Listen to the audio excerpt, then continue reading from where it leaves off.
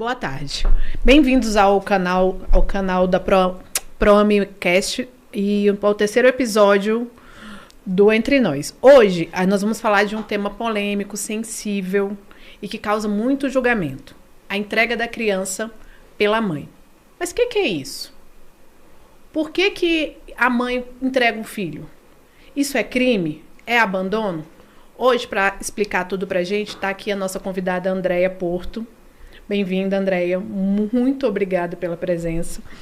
A Andréia é supervisora do Núcleo de Adoção do TJDF. E aí a gente vai começar com você falando um pouquinho da sua experiência. Muito obrigada, Débora, pelo convite. É um prazer estar com vocês. Me sinto feliz de poder trazer esse assunto para esse debate tão necessário, né? Em relação à entrega voluntária, que é um tema ainda pouco discutido socialmente. Eu sou psicóloga, trabalho no Tribunal de Justiça do DF desde 2012 como psicóloga e desde sempre no Núcleo de Adoção. No Núcleo de Adoção a gente tem diversas atividades profissionais, né, como habilitação para adoção, realização de estágio de convivência, estudos de adoção e também o atendimento a gestantes e genitoras que manifestam interesse em realizar a entrega voluntária. No ano passado, houve uma reorganização de estrutura, né, dentro da primeira vara da infância e da juventude. Então, foi criado o posto de entrega voluntária. Então, hoje, na primeira vara da infância e da juventude do DF, nós temos esse posto que é um núcleo de trabalho exclusivo para acompanhar as mulheres que manifestam interesse em realizar a entrega voluntária. E é muito importante falar sobre o tema, né? Andréia, explica pra gente o que é a entrega voluntária. Certo. A entrega voluntária é uma previsão no Estatuto, existe uma previsão legal dentro do Estatuto da Criança e do Adolescente. Então, em 2017, teve essa alteração na lei e com isso foi incluído um artigo onde especifica que qualquer mulher que não se veja em condições de permanecer com o seu filho, né, seja ela gestante ou logo após o nascimento, ela então deve procurar a Justiça da Infância e da Juventude para realizar a entrega voluntária. Esse é o dispositivo legal previsto no Estatuto, né? E o que isso quer dizer? A mulher, qualquer que seja o motivo, ela tem o direito de realizar a entrega voluntária amparada pela Justiça. Entendi. Então não gera punição e nem é um crime, como muita gente pensa. Não é. Exatamente, não é um crime, é um direito que a mulher tem. E em quais situações ela pode optar por essa entrega? Qualquer situação. Quando a gente recebe essas mulheres na vara da infância, a gente não realiza nenhum tipo de julgamento em relação à motivação dela. Né? Um trabalho de escuta, de acolhimento e de reflexão para que ela possa tomar essa decisão da forma mais consciente possível. Então, eu poderia elencar aqui alguns motivos, né, de Sim. mulheres que eu já atendi, como violência sexual, abandono do genitor, falta de condições sociais, econômicas, e em algumas vezes, posso dizer que na minoria das vezes, né, uma escolha de não exercer a maternidade naquele momento de vida. Você falou em violência sexual, eu lembrei de um caso, que foi uma atriz, na época ela foi, se não me engano, foi vítima de estupro, e ela passou toda a gestação sumida e optou pela entrega voluntária. E naquela época ela acabou caindo na imprensa, né? Ela foi muito julgada, mas ela fez exatamente esse procedimento, então, ela optou por entregar, né? Isso. No caso da violência sexual, né, existe a possibilidade do aborto. Eu lembro bem desse fato, né, com essa atriz. Mas tendo ela escolhido pela entrega voluntária, existe a questão do sigilo, que no caso dela não foi respeitado. Sim. É de extrema relevância que as mulheres que desejam fazer a entrega voluntária, elas saibam que elas podem pedir o sigilo processual. Então, tanto em relação a terceiros, quanto em relação à sua própria família, inclusive o genitor do bebê. No caso dessa atriz, não foi respeitado e terminou que ela foi exposta a julgamentos, né, e sofreu bastante com isso. Ela chegou até a processar algumas pessoas. E como é que funciona essa proteção da identidade? Certo. No momento do atendimento, quando a mulher nos procura, a gente faz um primeiro atendimento, onde a gente coleta dados pessoais, dados familiares, da sua própria história de vida, né? E também a gente orienta em relação ao sigilo. Então, se essa mulher tem como objetivo que manter em segredo essa entrega voluntária, que na grande maioria das vezes é por medo de julgamento,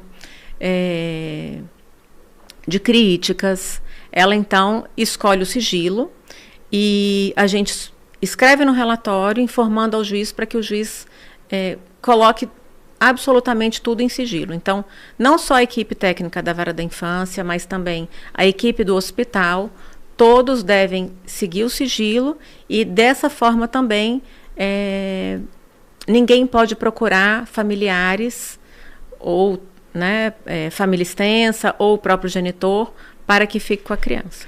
Existe alguma punição se for descumprida essa regra do sigilo? Olha, já tivemos caso dentro de hospital que houve descumprimento dessa regra e aí nesses casos o juiz ou o Ministério Público entram com um processo administrativo para apurar essa infração administrativa. Entendi. A mãe, ela entrega diretamente para o abrigo ou como é que é feita essa entrega com vocês? Depois que ela tem o bebê? Tá. Depois, são duas formas, né? Ela pode manifestar o desejo de realizar a entrega durante a gestação ou logo após o parto. Quando é logo após o parto, a porta de entrada que a gente chama é o hospital. Por isso que é tão importante a articulação entre as políticas públicas, né? Para garantir esse direito da mulher. Então, chegando ela gestante, ela passa por um atendimento conosco, onde é escrito, registrado, né, aquele contexto de vida atual da mulher, se ela deseja solicitar o sigilo ou não, ou se ela quer que algum familiar seja consultado, e declara aonde que ela está fazendo o pré-natal ou aonde ela pretende dar à luz. Nesse caso, o relatório então é encaminhado ao juiz e o juiz faz um oficiamento do hospital indicado por essa mulher onde ela terá o parto. Então, o hospital ele é comunicado previamente, existe todo um treinamento da equipe do hospital, né? Na Secretaria de Saúde, de forma geral, os profissionais de diversas áreas são treinados para isso, para realizar o acolhimento dessa mulher. E então, no momento que ela dá entrada, o hospital já tem conhecimento de que ela vai realizar a entrega voluntária e de que isso também deve ser informado ao Poder Judiciário para que após a alta do bebê ele seja encaminhado para a instituição de acolhimento. E isso vale tanto para o hospital público quanto particular? O hospital particular também tem esse treinamento? O hospital particular tem menos, né? Existe uma peculiaridade, né? Uma questão importante sobre a entrega voluntária em relação a um viés de classe social, né? De raça. Então, a maioria das mulheres que procuram a entrega voluntária são mulheres em situações de vulnerabilidade, né? Sim. Em algumas vezes, inclusive, extrema. Então, menos mulheres realizam entrega voluntária em hospital particular. Mas das vezes que nós já fizemos, e aí que eu me recorde, vai gerar em torno de 10, 15 casos, tá? Ao longo dos últimos anos. São profissionais também que recebem bem as orientações, né? Têm acesso à cartilha do CNJ, da entrega voluntária, e a gente consegue fazer um bom trabalho de proteção tanto à mãe quanto ao bebê. E assim, qual o papel do judiciário e da equipe técnica durante isso?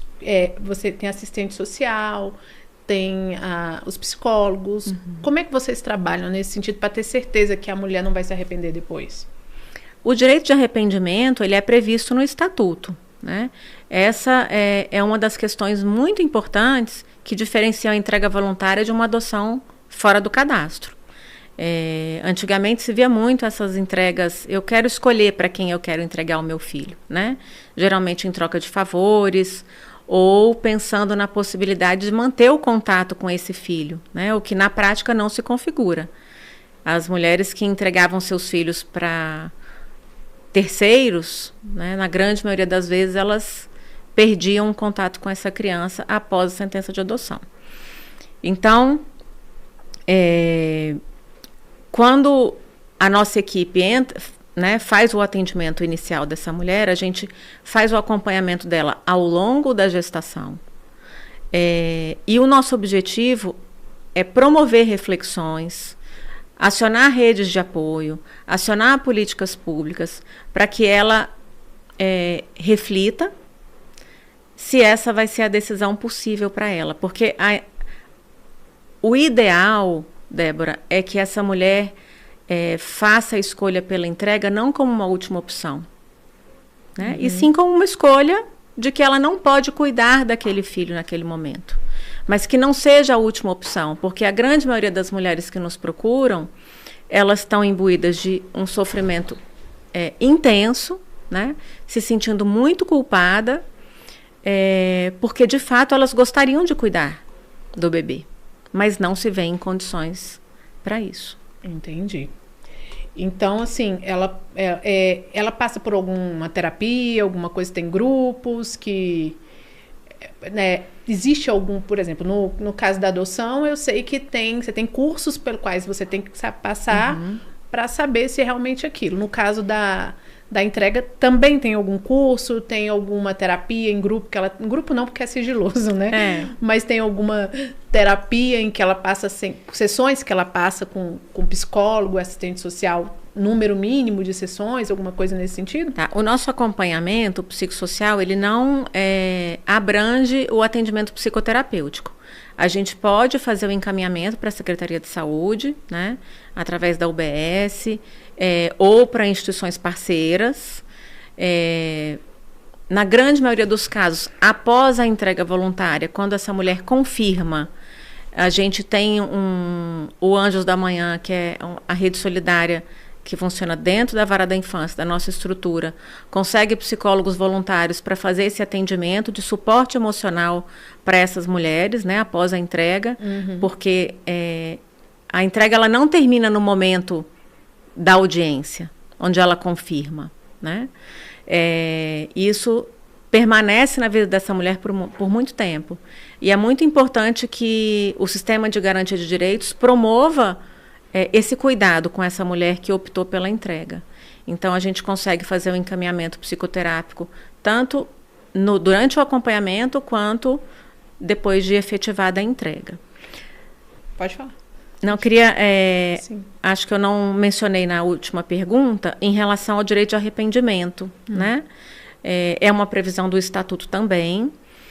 E, às vezes, ao longo do processo, quando a gente está fazendo um acompanhamento, a mulher consegue tomar uma decisão diferente, né? E perceber que, sim, ela dá conta de cuidar daquele bebê, ou algum familiar oferta apoio, porque esse é o principal motivo, né, que elas nos trazem em relação ao desejo de realizar a entrega. A falta de rede de apoio, essa mulher se sente sozinha, ela se sente abandonada, socialmente falando. Então, ela pode manifestar a desistência em qualquer momento durante a gestação ou até 10 dias depois da audiência com o juiz. Esse direito de retratação, ele existe dentro da entrega voluntária e é mais uma proteção para todos os envolvidos no processo. Tá, e depois desses 10 dias, a criança já vai para um abrigo ou para uma família substituta e ela não tem mais contato com essa criança, se ela não se arrepender. Isso. 10 dias após a audiência, o bebê, então, é cadastrado para adoção e é encaminhado para uma família adotiva. Né? E aí, nesse caso, a mãe, então, né, ela abre mão do seu poder familiar. Né? É extinto o poder familiar dela. Então, ela deixa de ter qualquer direito, dever em relação a essa criança. E já aconteceu dessa mãe, depois de muito tempo, se arrepender e querer saber onde está a criança, ir atrás de vocês? Como é que a vara se manifesta, né? A vara da infância e juventude se manifesta nesse sentido? É um momento muito difícil, Débora. Poucas vezes aconteceram, né? O último caso que eu me lembro foi na pandemia. E essa mãe nos procurou depois do prazo legal, né? E aí não tinha mais o que ser feito, porque existe um processo judicial com prazos bem definidos. Sim. E infelizmente, né, não foi possível E retornar. o pai? Qual o papel do pai nesse sentido? Ele tem que ser comunicado? Não tem? Como que funciona?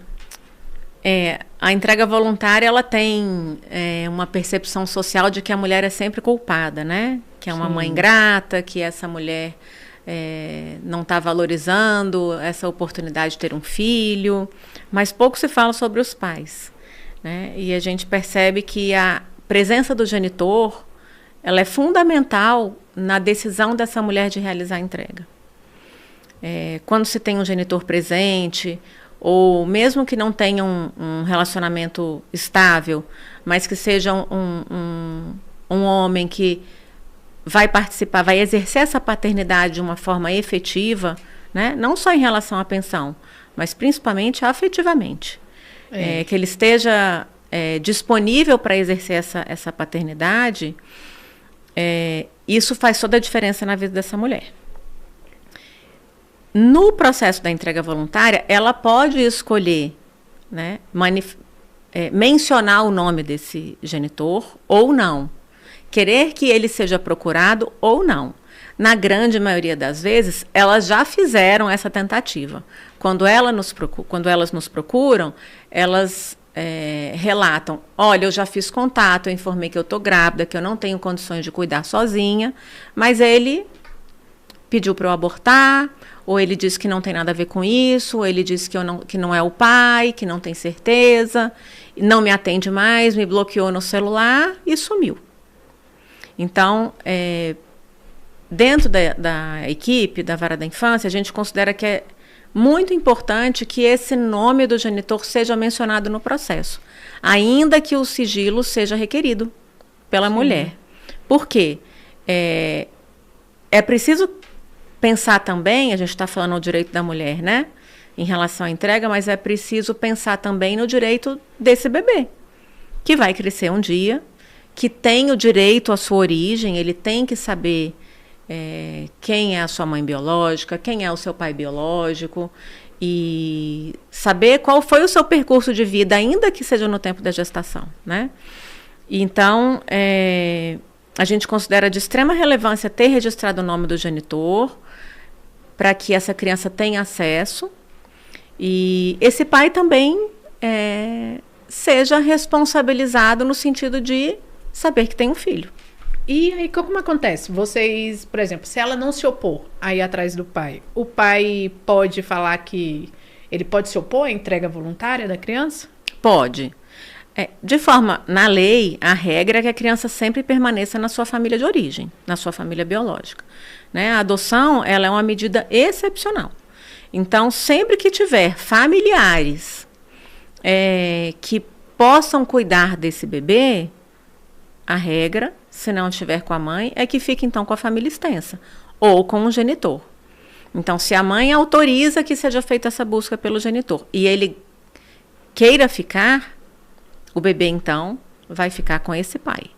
Ou vai ficar com a família extensa paterna, né? Pode ser uma avó, uma tia. Entendi. E assim, muito se fala de abandono. Muita gente considera a entrega voluntária como o abandono de incapaz. Qual a diferença? Bem, a entrega voluntária é um direito da mulher. O abandono de incapaz é um crime, né? Quando o responsável legal simplesmente abre mão de cuidar daquela criança, né? Ou daquele adolescente. Então, isso não é previsto no ECA, é uma tipificação penal. Não faz parte do direito da infância e da juventude. Então, se chega alguma mulher ou algum homem, né, e fala: meu filho está me dando muito problema, não quero mais cuidar dele. Isso não é entrega voluntária. Isso é abandono de incapaz. Uma boa pergunta. A gente está falando sobre entrega voluntária do bebê. Isso. Mas se eu criei esse bebê até 5, 6 anos de idade, depois eu falo, não tenho mais condições de ficar com essa criança, eu posso fazer entrega, ou é como você colocou, é um abandono de incapaz? Como é que funciona? De forma nenhuma, né? É importante que cada responsável, cada pai, cada mãe, né, o responsável por aquela criança exerça os cuidados, os direitos e os deveres em relação aos seus filhos. Então, a entrega só é do bebê. Exatamente. Ou durante a gestação, ou logo após o nascimento. Então, bebês de no máximo até 1 mês, é possível realizar a entrega voluntária. Nos outros casos, né, em casos de violação de direito em relação a crianças e adolescentes, quando os responsáveis não estão garantindo a proteção efetiva desses filhos, então é feito um outro processo, que é a destituição do poder familiar, né? Quando os responsáveis não estão garantindo a proteção integral dos seus filhos. Mas aí a destituição do poder familiar, ele já é mais uma, entre aspas, uma punição. Sim. Do que um direito. Exatamente. Né? É isso que difere da entrega voluntária. A mulher que quer fazer a entrega voluntária tem que entender que é um direito que ela tem.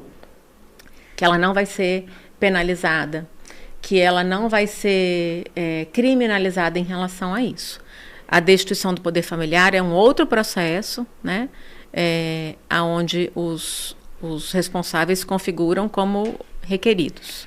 E assim, André, na sua opinião, a gente volta e meia, a gente assiste jornal e vê que as crianças são abandonadas, largadas em saco, em caçamba. Por que pouco se fala sobre a entrega voluntária e por que ainda existe casos, sendo que a gente sabe que tem uma fila imensa, né, de casais querendo adotar e essas crianças são assim jogadas? Por que não, no seu entendimento, por que não se fala mais sobre isso? Socialmente, a gente precisa discutir qual o lugar da mulher na nossa sociedade, né? Existe um conceito, né, assim, de que toda mulher gera e ama e cuida dos seus filhos. E essa função social da mulher de exercer a maternidade, ela gera também essa comoção social quando essa mãe não quer exercer, que é um direito que ela tem. Uma coisa é você gerar, a outra coisa é você cuidar do seu filho. Cuidar de uma criança, né, e torná-lo seu filho. Por isso que existe a adoção, né? Se fosse apenas a vinculação biológica, a adoção nem existiria. Então, o estigma em relação a essas mulheres, o julgamento, o preconceito, faz com que muitas vezes elas não tenham sequer acesso às informações relativas à entrega voluntária, ou também elas não queiram se expor. É muito comum que as mulheres mandem mensagem para o nosso setor no início da gestação e elas só compareçam para atendimento no final da gestação, porque a gente percebe que é tão difícil para ela assumir essa ideia de realizar a entrega que ela procrastina. Ela evita entrar em contato com isso. Então, chega assim, no 8º mês, ela fala, olha, eu estou prestes a dar à luz. Né? Ela tentou, durante todos esses meses, diversas outras saídas, mas, como eu falei no início, a última opção dela foi realizar a entrega. Então, esses casos de abandono, que eu considero também que a mídia faz uma exposição assim muito sensacionalista, né? Eu acho que a informação correta e o não julgamento dessas mulheres viabilizaria e efetivaria com muito mais proteção a entrega voluntária. E quando essa entrega ela é feita, que o bebê é entregado, assim, ele sempre vai ter seus direitos resguardados. Você falou que ele tem direito depois, gostam de saber quem é o pai e o genitor, até para o bebê futuramente saber quem é os pais. E também, até você estava falando, eu estava lembrando de um caso que eu li, para até futuramente não correr o risco deles crescerem e se envolverem com os próprios irmãos, né, para saber a origem. E aí, nesse caso, ele tem direito, se ele quiser, depois de grande, ele pode ter acesso às informações dele, porque, via de regra, é sigiloso. Sim. A gente explica para as mulheres que a gente acompanha que o sigilo ele tem ele é relativizado em relação ao bebê, porque o bebê tem direito à sua origem. Então, Nesse atendimento inicial, Débora, além do contexto de vida atual dessa mulher, a gente também faz uma análise dos dados de saúde dela, de parentes. Questões de saúde são de extrema relevância para famílias adotivas, para a pessoa adotiva, né, para que ela compreenda, enfim, quais são as doenças que, né, os pais têm ou os irmãos têm. Também fica registrado se essa mulher tem outros filhos, como é o nome, qual é o nome dessas crianças, qual a idade dessas crianças. Pode ser que quando esse bebê cresça, talvez essa mãe tenha falecido, mas ela pode ter contato com os irmãos. Então, quando uma família adota, ela também está ciente, por isso que a preparação das famílias é tão importante, que é de extrema relevância que esse direito à origem seja resguardado. Isso pode ser feito através de livros, de histórias. Cada família vai encontrar a sua forma de trazer isso para o conhecimento do seu filho. Isso é muito estruturante para essa criança, né? Entender de onde que ele veio. E aos 18 anos ele pode procurar a vara da infância de forma espontânea para ter acesso ao seu processo. E antes disso, acompanhado dos seus responsáveis, né? Dos seus pais por adoção. Uma outra questão muito importante, né? As mães, a gente sempre incentiva que as mães, e quando eu falo mães, é porque geralmente elas estão desacompanhadas dos pais, né? Dos genitores. Escrevam uma carta.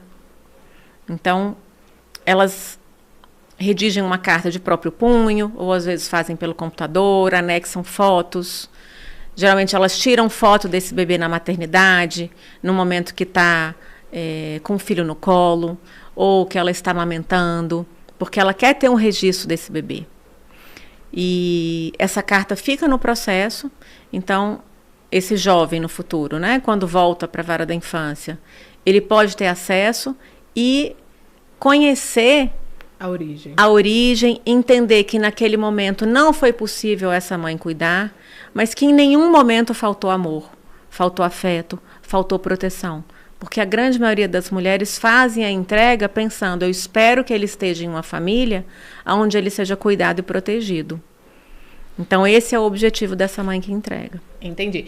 E isso funciona para adoção em geral ou só para as crianças advindas da entrega voluntária? Adoção em geral. O direito à origem é um direito da pessoa adotiva e extremamente relevante na construção da sua história de vida, da sua identidade, compreender os motivos pelos quais não foi possível ela permanecer na família de origem, né? E tirar esse estigma de que o filho adotivo é um filho abandonado. Ele não é abandonado. Mas isso sempre foi assim? Porque, assim, eu posso estar enganada, assim, até me corrija.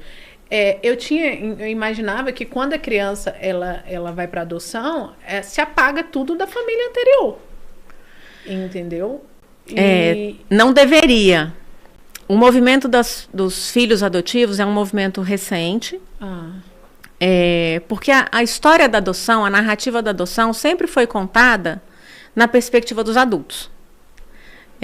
Então, eu sou mãe adotiva, eu sou pai adotivo, eu tive um filho assim, assado, né? Eu escolhi a adoção por conta disso ou daquilo. Mas os filhos nunca tiveram oportunidade de se manifestar. Né? Como é que é se sentir um filho adotivo?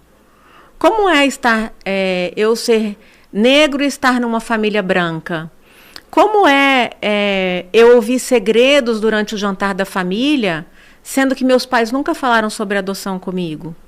Né? Será que eu fui um filho adotivo e não sou mais? Ou a adoção, ser filho adotivo, é uma característica que vai me acompanhar durante toda a minha vida? Né? Quando essa pessoa casa, quando essa pessoa tem filhos, o que significa a construção dessa ancestralidade? Então, no programa de preparação para adoção, que a gente faz com as famílias que querem adotar, é um tema de muita relevância, muito importante, porque não existe, Débora, começar do zero. A filiação adotiva, ela parte de uma família de uma outra origem. E a gente não pode apagar, porque a criança não é uma folha em branco. Ela é a construção de todas as vivências que ela teve anteriormente. Seja no útero da sua mãe, né?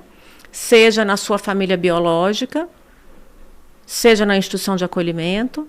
Por cada lugar que essa criança passou, ela tem um registro na memória, um registro no corpo, um registro emocional, e isso constitui o sujeito que ela é. Então, as famílias que querem adotar precisam entender sobre a importância de manter o direito à origem. Mesmo quando tem a questão da perda do poder familiar. Mesmo quando tem. Que aí, normalmente, o juiz já impede que a família biológica tenha contato com a criança, né? Por algum outro motivo, mas ela tem direito a saber quem... Isso, quem tem é direito. Tem direito a saber se tem irmãos, né? Uhum. Enfim, é muito importante. Tem uma pergunta aqui do Juan. Ele coloca assim: qual a ideia, o propósito de ainda ter tanta burocracia para adotar, em especial quando já tem criança que está sendo doada, né? Se já tem a autorização dessa família. Por que é tão burocrático? Veja bem, a ideia da burocracia é uma ideia um pouco ultrapassada, né? O processo de habilitação para adoção, ele tem um prazo legal de 120 dias, né? Então, uma vez que o juiz dá uma sentença de deferimento, que essa família está apta, né? Porque nem toda família é apta para adoção. Uma vez que essa família está apta, ela vai ficar na fila, né? Hoje no DF nós temos em torno de 600 famílias. Então, o que, digamos assim, atrasa, o que faz demorar, aguardar a chegada desse filho, é o perfil que essa família estabelece. Hoje, se um bebê é cadastrado hoje, daqui a 10, 15 dias ele está numa família. Né? Por quê? Eu tenho muitas famílias no meu cadastro aguardando. Né? Se uma família se habilita hoje para adotar um adolescente, esse estágio de aproximação vai começar nos próximos 15 dias. Porque esse adolescente está na fila aguardando uma família. Então, existe uma incompatibilidade entre o perfil que as famílias desejam e o perfil de crianças cadastradas e aguardando na instituição de acolhimento. Tem outra pergunta aqui, é o MC Lisboa, não sei qual o nome. Ele coloca aqui: o que a sociedade precisa entender para parar de confundir direito com o abandono? Meio que você já deu respondido aquela hora, mas às vezes... Acho que é importante entender o lugar da mulher, né, na sociedade, a proteção integral da criança, dar esse direito para a mulher e entender que essa decisão que ela toma não é por falta de afeto, né? É justamente pensando numa proteção do seu filho. Né? E por que assim, você falou isso, né? Mas como é que a gente consegue fazer? Qual a importância da gente divulgar esse direito? TJ tem algum tipo de campanha em relação... Porque eu vejo que tem algumas páginas que falam muito sobre adoção, mas você falou que tem um projeto... Tem um núcleo, né, que você faz o posto de entrega voluntária. Posto de entrega voluntária.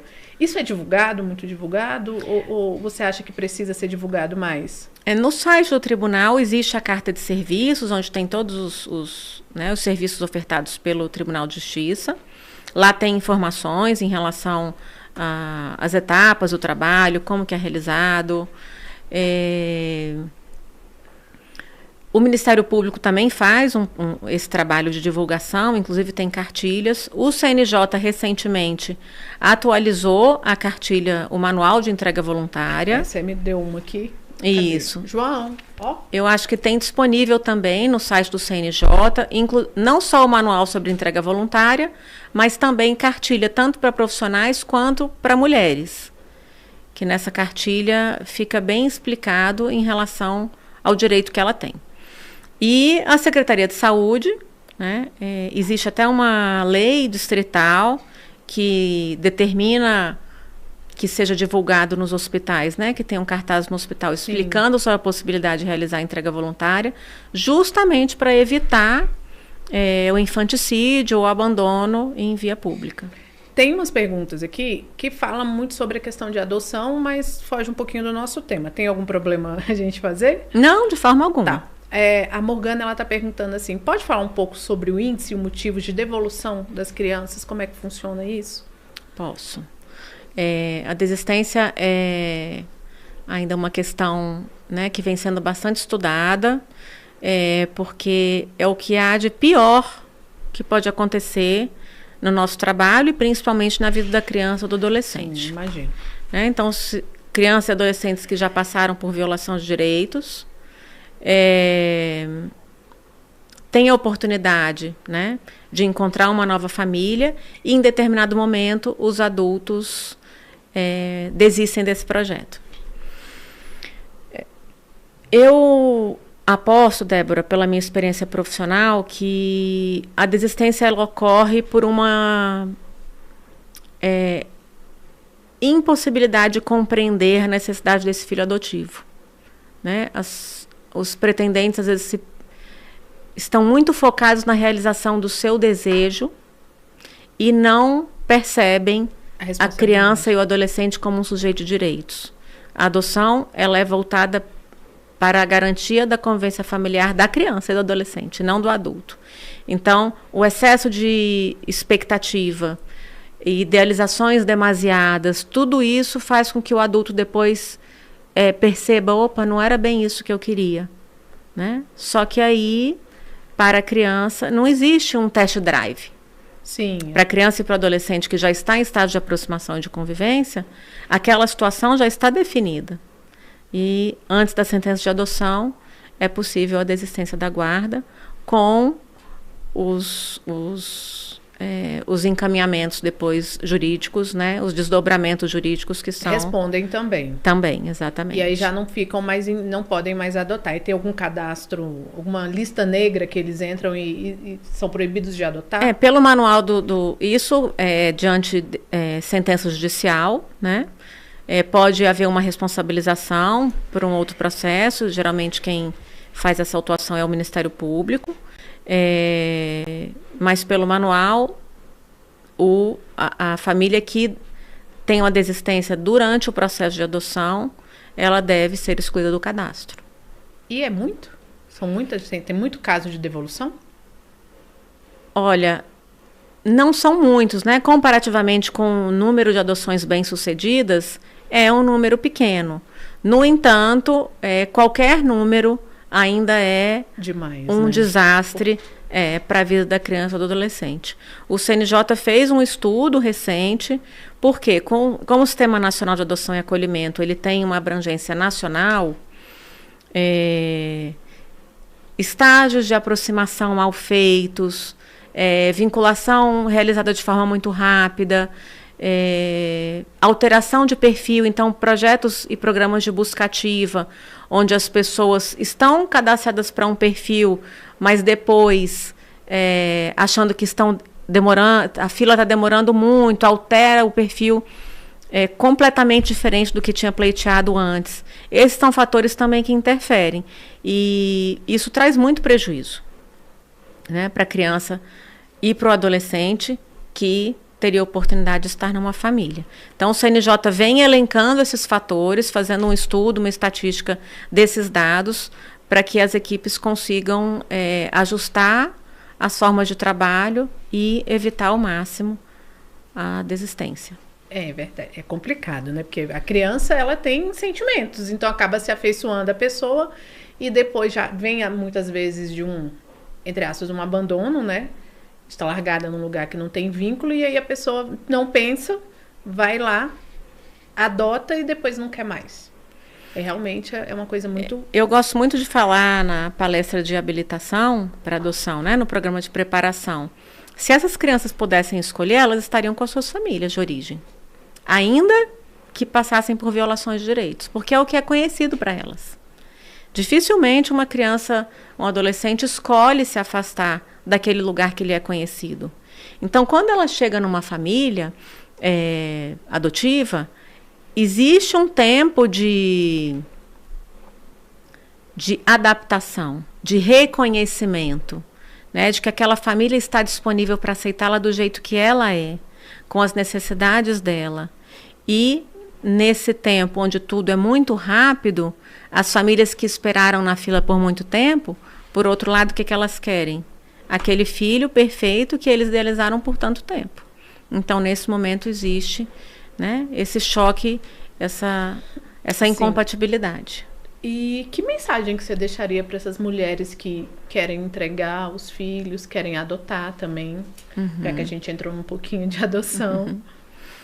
Bem, queria deixar um recado para as mulheres que estão se sentindo desamparadas, sem rede de apoio, né? Que existe a possibilidade dela receber um acompanhamento na Vara da Infância e da Juventude, onde a gente pode auxiliá-la e orientá-la em relação ao processo de entrega voluntária, se essa é a melhor decisão, se é a decisão possível para ela. Esse nosso espaço é um espaço de escuta, de acolhimento, de poder promover esse cuidado, que geralmente essa mulher não tem, né, para que ela tome a decisão da forma mais responsável e consciente possível. Então, vou deixar depois os contatos da Vara da Infância. Vou colocar aqui no nosso link. Para que esse serviço seja divulgado, né, e as mulheres saibam que elas têm a possibilidade de ter essa escuta, de ter esse acolhimento e essa orientação psicossocial. Exatamente. E que não é um abandono, né? Não tem necessidade de, assim, eu falo sobre isso porque até essa semana eu estava comentando com você que eu vi uma reportagem de um casal que abandonou uma criança querendo jogar no bueiro, alguma coisa assim. A vizinha foi, pegou, eles foram presos. Então, assim, as pessoas que não se sentem preparadas para ser pais, como você colocou, tem sempre essa possibilidade. Exatamente. Isso não é ilegal. Isso é feito de forma legal, está no Estatuto da Criança e Adolescente e não tem nenhum desdobramento jurídico criminal. Não tem necessidade de sair jogando as crianças aí, como a gente vê várias vezes aí, no chão, na parada de ônibus, né? Nessas coisas assim, porque se trata de uma vida. Você não precisa cometer um crime para optar não ser mãe nem ser pai, né?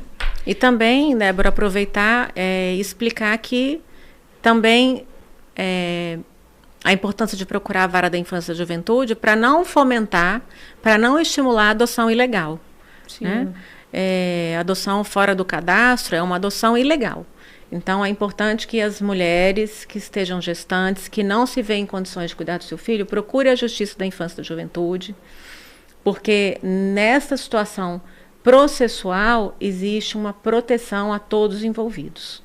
A mãe que vai fazer a entrega, ao bebê que vai ser acolhido e encaminhado para adoção e a família que o adotará futuramente. E aí vão ter todos os direitos garantidos, né, André? Exatamente. André, eu quero te agradecer pela presença. Quero pedir desculpa aqui no começo, porque eu estava distraída no chat aqui e realmente acabei me perdendo, o João Paulo não me avisou. Foi bem aquilo que você falou, que eu tinha que estar olhando os três, né? O celular, a tela, mas eu gostei muito do nosso bate-papo. Eu acho que é um assunto, assim, muito importante. Espero que você possa vir outras vezes para a gente falar sobre adoção, sobre outras coisas que sejam importantes, sabe?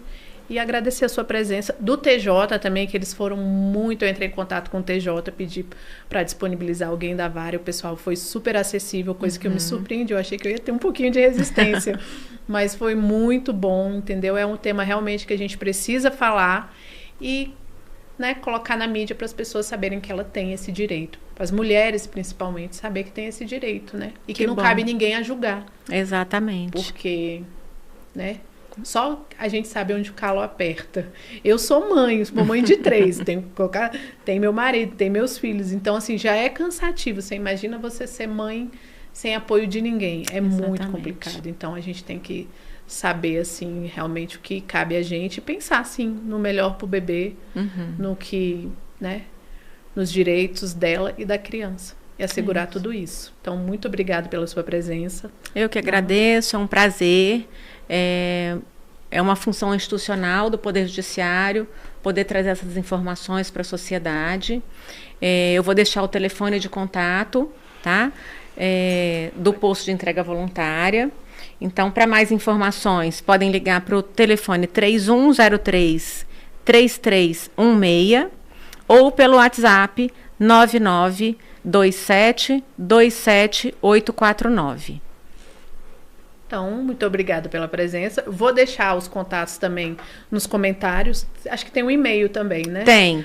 Aí eu vou deixar tudo lá. Quem achar necessário, quiser entrar em contato, saber mais, a Andréia está à disposição, junto com o Núcleo. Tem também, acho que no TJ tem essa cartilha? No CNJ, isso. João, mostra aqui para mim, por favor, para a gente... Tem essa cartilha aqui que você pode... No site do CNJ você pode tirar, acho que no lá também eles devem disponibilizar. Isso, tem um manual, né? E 2 cartilhas, que Isso. são mais resumidas, que têm as informações principais. Para vocês saberem tudo sobre a adoção. Entrega voluntária. Então é isso, Andréia, muito obrigada. Para finalizar, o pessoal sabe que eu trabalho aqui na ProAme, a gente tem um projeto social. Eu vou me despedir de vocês deixando o vídeo do projeto social para vocês conhecerem um pouquinho do que a gente faz. Tá bom? Então, boa tarde a todos. Obrigado pela audiência. E é isso. Tchau, tchau. Tchau.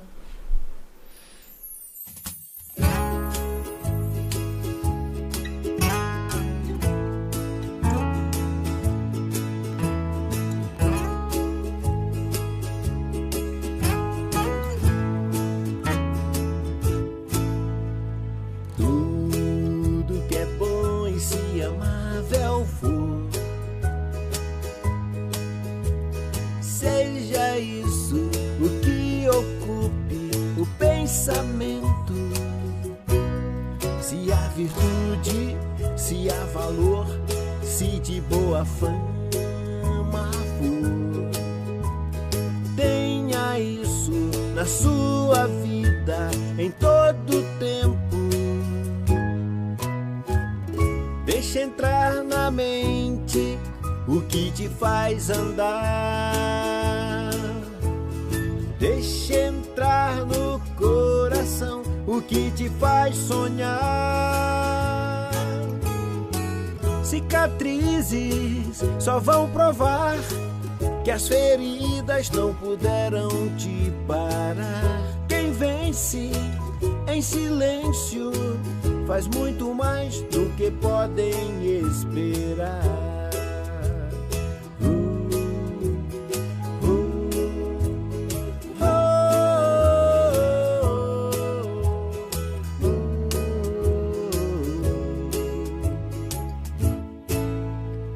Tudo que é bom e se amável for, seja isso o que ocupe o pensamento. Se há virtude e se há valor, se de boa fama for, tenha isso na sua vida em todo tempo. Deixa entrar na mente o que te faz andar. Deixa entrar no coração o que te faz sonhar. Cicatrizes só vão provar que as feridas não puderam te parar. Quem vence em silêncio faz muito mais do que podem esperar. Mantenha sua essência intocável dentro de você. Decida e acredita, um vencedor é o que todos irão ver.